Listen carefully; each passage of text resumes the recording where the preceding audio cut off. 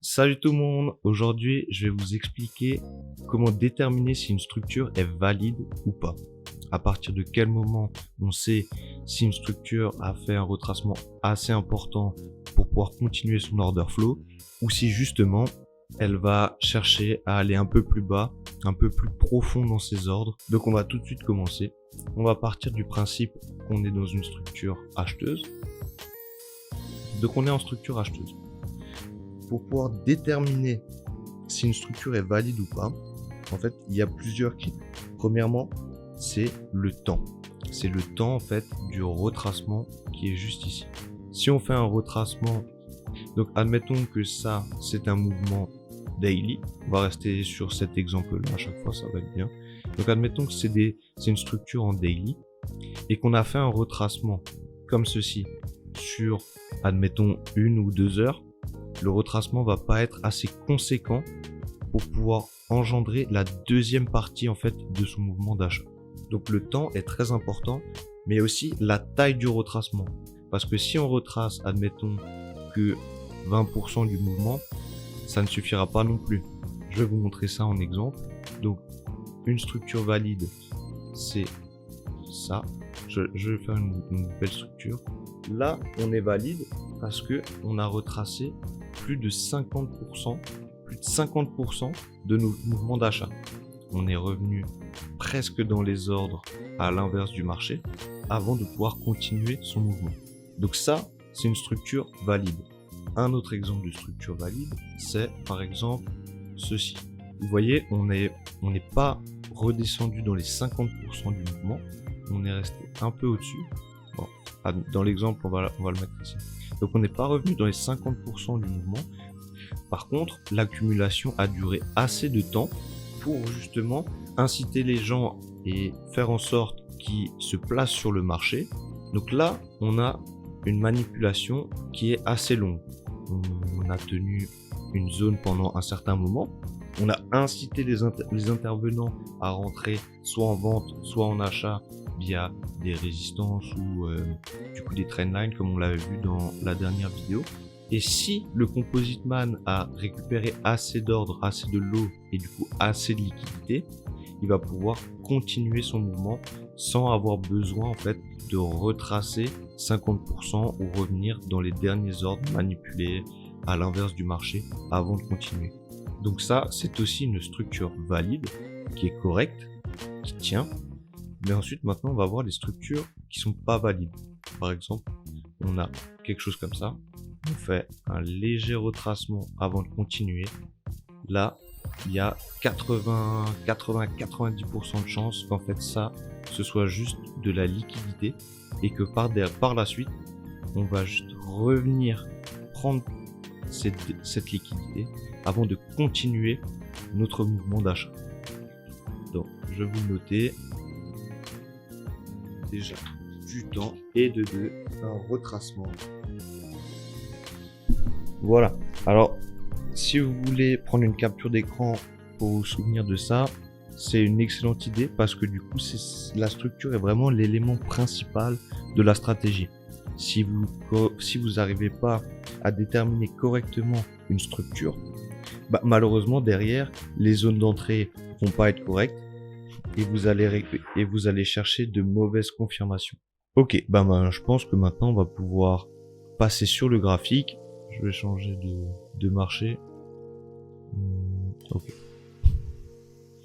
Ok, alors on va trouver des exemples. Là, par exemple, on est bon. On va s'intéresser à ça, à ce qui se passe ici. Donc en 4 heures, on a l'order flow qui est ici, la structure qui est là. Une fois qu'on casse cet order flow, on est acheteur, on est dans une structure d'ici, donc une fois de plus order flow à ici. Et vous voyez bien que cette fois-ci, on revient correctement dans les ordres, à l'inverse du mouvement. On s'arrête, on manipule, on crée des liquidités, vous voyez. Petite résistance, liquidation. On reprend la liquidité, on retourne dans cette FVG en prenant une turtle soup. On continue à faire des plus bas pour un retracement plus profond dans le breaker avant d'accumuler des positions acheteuse et d'enchaîner la structure. Ici, on a des exemples bien concrets. Je vais descendre en unité de temps pour vous montrer en fait ce qui se passe. Maintenant qu'on est en 1 heure, on va pouvoir voir ça correctement. On va commencer même ici. Donc on a notre mouvement vendeur qui retrace le mouvement d'achat ici. On est beaucoup zoomé là dans le graphique, hein. Comme on l'avait vu dans la vidéo précédente, plus on zoome, plus on a d'informations et moins elles sont vraiment pertinentes. Mais par exemple, sur ce mouvement-ci, je vais vous mettre un petit carré. Donc là, dans ce petit carré, on est en structure vendeuse en 1 heure. La structure, elle est d'ici à là. Ensuite, elle est de là à là. Pourquoi? Parce que ici, sur ce mouvement de vente, donc celui-ci, on n'a pas retracé jusqu'au 50%, mais on a accumulé pendant assez de temps. Vous voyez, on a accumulé pendant 22 heures, alors que notre mouvement de vente, il était sur du 8 heures, à peu près, 9 heures. Donc on a accumulé assez d'ordre ici pour pouvoir continuer notre structure vendeuse. Une fois de plus, ici on vend, mais on ne retrace pas les 50% de cette vente. Vous voyez, on s'arrête et on crée un bloc, une accumulation juste là. Une fois de plus, là c'est un mouvement 4 heures et une accumulation 13 heures. Donc il y a eu assez de temps pour que le Composite Man récupère assez de liquidité et qu'il puisse continuer son mouvement. Derrière, on casse encore une fois la structure, on devient vendeur avant de la break. On la break à quel moment? On la break à ce moment-là. Donc vous voyez, on vient en dessous, break de la structure, enfin continuité de la structure, jusqu'au moment où on revient au-dessus de ces ordres-là, donc on casse la structure. Cette bougie-là nous donne un second retest. Par la suite, on continue les achats, deuxième bloc, avant en fait de revenir plus profondément dans ce mouvement-ci qui a créé aussi bien des liquidités, mais aussi qui avait besoin de revenir dans ces derniers ordres, qui est la FBG, mais aussi le breaker, les derniers ordres à l'inverse du marché. Ces achats sont les derniers ordres à l'inverse du marché de la structure, en plus haute unité de temps. Si par exemple on était en H1, c'était ici, mais une fois de plus, on est trop zoomé dans le graphique, donc la zone n'était pas pertinente. Et avec la liquidité qui s'accumulait juste ici, on avait pareil un pourcentage de chance au-dessus de 75% de venir récupérer cette liquidité, faire une turtle soup du coup, je vais vous le noter, turtle soup, prise de liquidité dans la structure, plus un retour dans une magnifique FBG avant de pouvoir continuer son mouvement. Là pareil, on a une structure acheteuse de là à là. Si je mets le retracement de Fibonacci, on a atteint les 50%. Et une fois qu'on a atteint les 50%, on a pu prendre l'order flow. Alors pourquoi maintenant je suis acheteur alors qu'on est en structure vendeuse en 1 heure? C'est parce que dans l'analyse, en plus haute unité de temps, on attend un retracement d'achat. Donc on s'attend à faire des plus hauts direction une certaine zone avant de pouvoir continuer l'order flow dans une encore plus grande unité de temps. Et vous voyez, si je me mets en plus grosse unité de temps, par exemple en 8 heures, je pense, quelque chose comme ça, je vais enlever le dessin. En 8 heures, on a la structure qui est de là à là, et au final, ce qu'on a là, c'est du complexe pullback. C'est la première vidéo que je vous ai partagée sur la structure. Et vous voyez, on crée des liquidités, on en crée partout avant, et on vient liquider tout ça avant le départ. Donc, pour que ça soit plus clair, on va recommencer. Je vais vous refaire ça proprement. On a des liquidités comme ça, les fameuses trendlines. Donc, une fois que ça casse, les intervenants, les retail se disent ok, on casse la trendline, on repasse acheteur. Si on repasse acheteur, on va se protéger où? Juste ici. Donc là, il y a les SL, donc la liquidité. Derrière, on vient juste prendre ces derniers ordres et ensuite on part. Donc là, la structure, elle sera d'ici ce sont les derniers ordres à l'inverse du marché avant de faire des plus hauts. Et du coup, on va pouvoir voir si notre retracement jusqu'à cette zone est conséquent ou pas. Est-ce qu'il retrace assez ou pas. Là, on est presque sur les 50%. On a fait les 50%. Ok, on a break la structure en plus petite unité de temps. Donc on va voir si on a un retracement jusqu'à cette petite zone là avant de pouvoir chercher les plus hauts, ou est-ce que le Composite Man a encore besoin de liquidité. Et pour ça, il faut qu'on descende en unité de temps pour voir ce qu'il nous propose. Ok, ça a l'air assez conséquent, ça a l'air bon. On va pouvoir se remettre en 8 heures, voir ce qu'il va nous donner. Ok, donc là on accumule. À mon avis, on va encore chercher des plus bas. Là on a une grosse liquidité ici. Ok, on liquide. On n'a pas encore liquidé ce plus bas. Là on va prendre cette liquidité à mon avis avant de pouvoir continuer à faire des plus hauts. Ok, on va voir d'autres exemples. On est un peu dans le marché. On va regarder ça. Donc pour le coup, on va aller sur les indices parce que c'est plus facile à voir.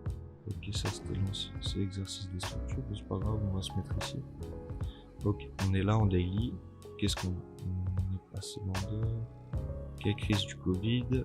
Donc on était vendeur. Parfait. Le retracement de ce mouvement de vente. Donc là, on parle, c'est un petit peu après le début du Covid, mais du coup, on a une énorme vente qui aurait pu nous induire en erreur avec cette mèche, pensant qu'on allait faire des plus hauts. Donc on a ce mouvement de vente. On le retrace à 50% et en plus, on met le temps nécessaire avant d'engager la suite du mouvement. Donc là, on a le temps qui est validé plus le retracement conséquent. Donc on va noter les phases, on a les ordres protégés et on a l'order flow. Ensuite, une fois qu'on casse l'order flow, donc on continue la structure vendeuse, et ben les ordres protégés seront ici, les derniers ordres avant le départ du mouvement, et l'order flow sera pareil ici. Ok, donc une fois qu'on protège bien les ordres, on prend une dernière liquidité avant de partir. Ça signifie que nos derniers ordres à l'inverse du marché sont juste là. Donc c'est ça nos derniers ordres, nos ordres qui vont être protégés. Une fois qu'on casse l'order flow, la structure se retrouvera ici. Et c'est bien ce qui se passe, on casse la structure. Par contre derrière, notre retracement n'est pas bon. Ah si, ok, notre retracement est bon, on a fait 50% du retracement. Par contre niveau temps, on n'est pas incroyablement bien. Parce que là, c'était un mouvement du 30 jours, alors que sur notre retracement, on est resté 19 jours.